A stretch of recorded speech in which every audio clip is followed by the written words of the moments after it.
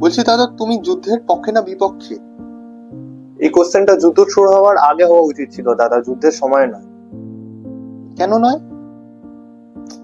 যুদ্ধটা কেউ চায় না দাদা, কিন্তু যুদ্ধ যখন শুরু হয়ে যায় তখন মানুষের এইটুকুনি বোঝা উচিত যে ওই সময় অ্যাটলিস্ট কাইন্ডনেস, মানসিকতা বা মানবিকতা এইসব যেন কোশ্চেন না ওঠে।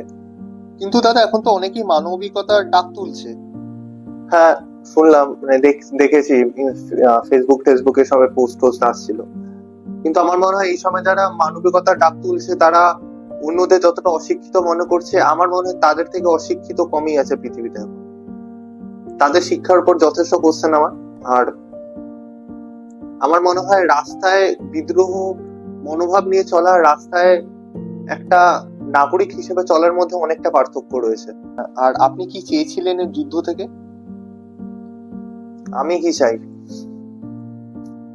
সত্যি কথা বলতে গেলে তো আমি না, হয়তো অনেকেই চেয়েছিল, বা হয়তো আমি একটু বেশি এক্সট্রিমিস্ট, কিন্তু পুরো বিশ্ব থেকে একটা মানচিত্র উঠে গেলে মনে হয় অনেকটা ভালো হতো। কিন্তু এত সিভিলিয়ান ইনোসেন্ট আছে যে।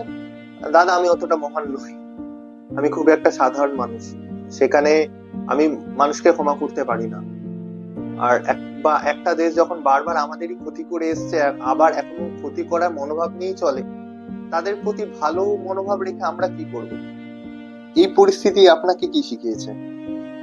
কি শিখিয়েছে?